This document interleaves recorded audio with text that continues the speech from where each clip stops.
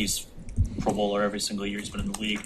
When he's not maybe playing up to his expectations or the outside expectations for him, is he more dangerous? I mean, in terms of like a get right game, are you more aware of him? No, I think it doesn't matter what the situation is. He's going to be dangerous. That's the type of player he is in the pass game.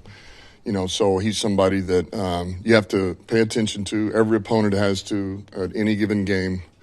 We know they want to get him the ball. He's a good player. And we talked with Taylor this week, and you've talked about a little bit just kind of everything he's gone through to get ready for games. Is Kirby doing the same thing? I mean, what's he sort of dealing with that he's fighting through? He's been dealing with this since camp. Yeah, Kirby's was from last game, just calming the body down. He's going to be out there today.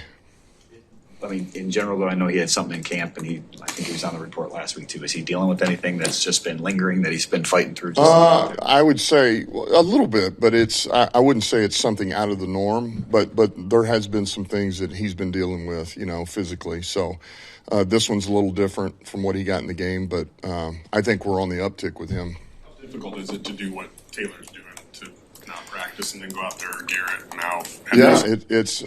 It's not easy, There's very few players that can get away with that, and normally if you got a lot of ability, you've played a lot of snaps, you understand your own body pretty good, and you can find a way. So what he's done has been pretty impressive.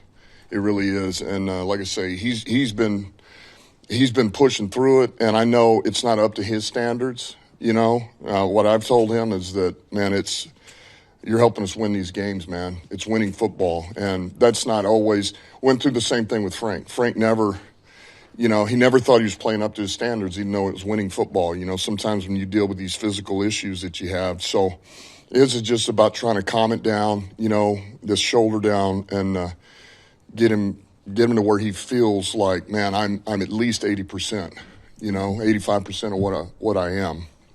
Assuming Aleem coming back eats into Tyleek's snaps a little bit, can his return still maybe aid Tyleek's development through his rookie year? Oh, for sure. Look, I've said this before, and one of the biggest ways is just seeing the guy and being around him. You can only learn so much from a coach. You work the craft, you teach them. Here's the scheme, here's the technique, but coaches can't always go out and physically show you exactly what you're doing in real time. A guy like Mac or Hutch or some of these, like, this is what it needs to look like. This is what it looks like. And I think every player, man, another good player's back in the fold, and you watch how they work, perform, how they use their body, their mechanics. You start to mimic some of those things into your own game, and because you can see it. You see it every day on tape. You see it on the field. So that's where I think it really can help. How has it looked in practice with Aleem? Very good. And I guess what's the fine line there? Obviously, he's just getting back. He needs some reps to work in, but he's looking really great in practice. I guess, how do you toe that line of kind of when to get him back for Sundays? Yeah, I think, look, we got a lot of data on him right now. Certainly what he says, how does he feel? What's his comfort level, confidence, but also being smart, being smart with it. So we kind of worked him in on Wednesday. He got a lot more reps yesterday, and today he's going to get more reps, but it won't be near as many, and that's really where we're at with him. Is it on the table for him to play this week? We've talked about it. I don't know, man. I think right now it's probably 50-50. I know he wants to play, but we want to be smart too. So this will be one of those decisions we'll probably make after practice. And with the Bengals on deck, obviously a lot of us are thinking back to that 2021 draft and the Chase Sewell debate. I was just looking back at some quotes. Had Sewell not been there, you had said, in some interview that you guys were ready to take a receiver. How much did Sewell fall into you guys? How much do you think that kickstarted everything for you guys? How much? I mean, I think it put the wheels in motion for what we have become and to the point that we're at. That's how important I think it is. Because really everything that we're about starts with the bigs, and then it permeates everywhere else. And so being able to get that player has been huge for us, man. He is a pillar He is one of our pillars, from day one. And he's a guy that sets the tone. He's a phenomenal athlete. His work ethic, everything we've talked about up to this point, man. And so, man, we were blessed and fortunate to have him. When did you know, like you say from day one with Panay, but when did you know that he was going to become the player that he has become now? When did we know? When did we know? Well, I think, man, he grew fast. I think there was I think there was a ton of verification when he's playing right tackle all camp, and then Decker gets hurt right before we play San Francisco, and we have to throw him at left tackle as a rookie against Bosa. And he played a hell of a game. And it's like, wow, this is your first game against a hell of a player. And you hadn't taken any left tackle snaps.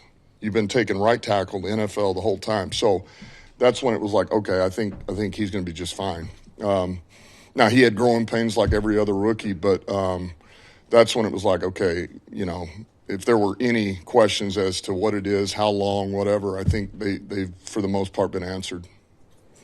Dan, last night, overtime, LA won the toss and they elected to go on defense. With the new overtime rules, is that something we're going to see a lot more of? Have you guys discussed that? Is it situational? Yeah, I think it's I think you want the ball last. You want to know what you have to get. I think that would probably be the norm with the new rules now. I mean, I get that there's, what if you are last and the offense chews up 9 minutes on the clock or whatever, and they scored, you have enough time to answer back during the regular season. But I think that's not the norm. I mean, most of the time you're not going to have that type of drive in overtime. So, yeah, I think the norm is I want to see what I got to answer with. What do you like about Ty Summers when he was here last year to bring him back and also already promote him to the 53?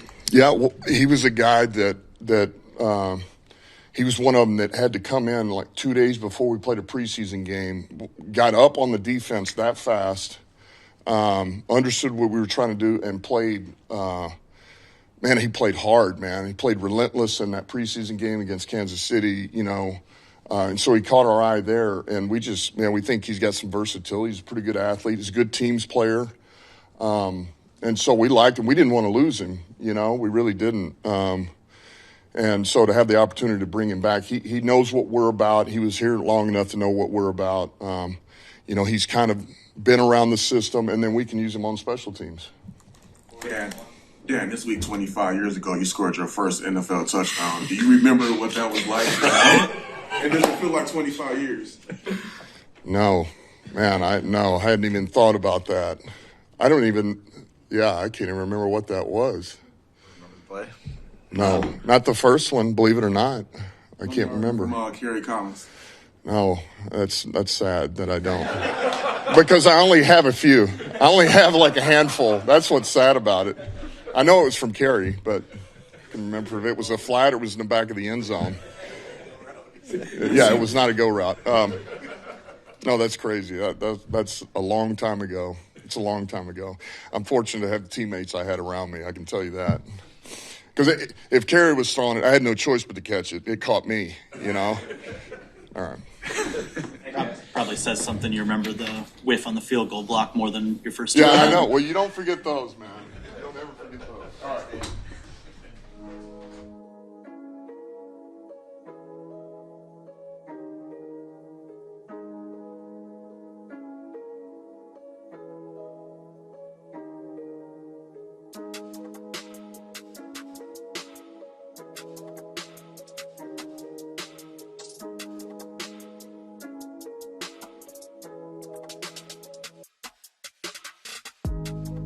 Morning, guys. Girls.